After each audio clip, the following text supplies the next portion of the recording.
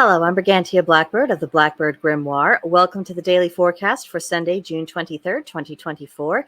It is the day of the sun. We have a waning gibbous moon. We are in Cancer season, the Celtic tree month of oak, woodpecker season, and Pluto retrograde. The sun is in Cancer, cardinal water, representing intuition. The moon is third quarter Capricorn, cardinal earth, representing ambition. Then at 10:05 p.m. Central Time, it goes void of course. And then at 10:14 p.m. Central Time, it will enter third quarter Aquarius, a fixed air sign representing stubbornness. Mercury is in Cancer, cardinal water, representing hominess. Venus is in Cancer, cardinal water, representing frugality. Mars is in Taurus, fixed earth, representing purpose. Jupiter is in Gemini, mutable air, representing questing. Saturn is in Pisces, mutable water, representing nostalgia. Uranus is in Taurus, fixed earth, representing renovation. Neptune is in Pisces, mutable water, representing imagination. And Pluto is in retrograde Aquarius, fixed air, meaning that we need to examine our intentions and remember the Pluto retrograde mantra of reflect, heal, and evolve. For the waning gibbous moon, we need to cleanse, banish, and reflect. And then for the Aquarius moon, our do's are socialize, group projects, new horizons. The don'ts are dealing with personal issues, getting too lost in idealism, and spending too much time with people who have rather predictable minds, if we're being polite. The sun in Cancer may give us the urge to just try to float away on the waters of emotion and intuition. So divination at this time may be particularly fruitful for us. Also, this is a good moment to build up your support structure of relationships. For our tarot of the day, we have the Judgment card represented by the Phoenix, and the key word to this is resolution. Now, nothing stagnates quite so much as the energy concerning matters that ought to have been concluded long ago. If there's a decision to be made, if there's a conclusion to be reached, if there's something that just needs to be done, then it really does need to get done today. It may be painful sometimes to really close the chapter on something. However, the pain of not doing so and letting something linger on and on and on instead of just ripping off the Band-Aid and being done with it, that can be so much worse long term. So we may need to remind ourselves of a long-term gains versus short-term benefits, and just that sometimes the unpleasantness of the moment is just a necessary thing we have to go through to get past this hurdle and then on to something that's better. Today's Celtic Triad reads 3 aims to the future: planting trees, improving handicraft, and rearing lawful children. Planting trees, that is an act of hope, and it is an act of care for the next generation. It's one of the traditional symbols of a virtuous person, planting trees that they will never be able to sit underneath the shade of, but they know their grandchildren will. And then improving handicraft, bettering your skills, your execution, infusing greater love into the task. Doing that, it raises the bar. It brings things forward. It's pushing everything along this creative evolutionary path. And then lawful children, that would be children who are not insufferable menaces to society.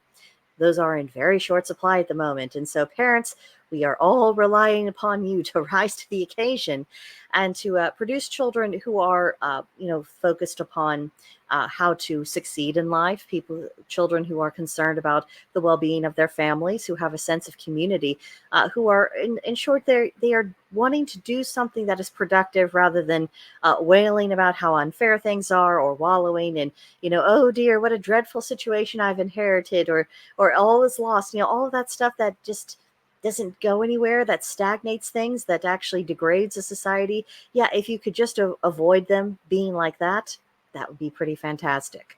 Difficult to do in this climate, I know, but that just makes the effort to do so all the more. Now, today's magical intention is dedication, and for this we have the color amber, the plant the heliotrope, the animal the horse, and the crystal the yellow diamond. Dedication is something that requires commitment, even emotional devotion. So a question I would ask as you're contemplating this is, what or who do you consider to be worthy of dedication and devotion?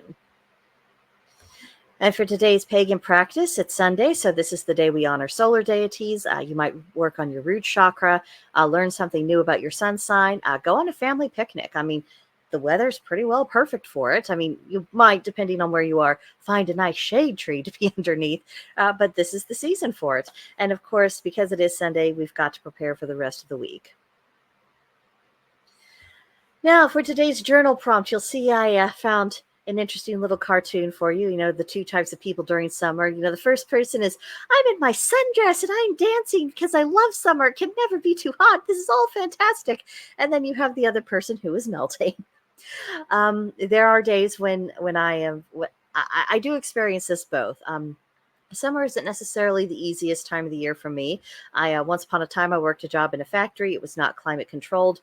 I ran the oven in my particular position.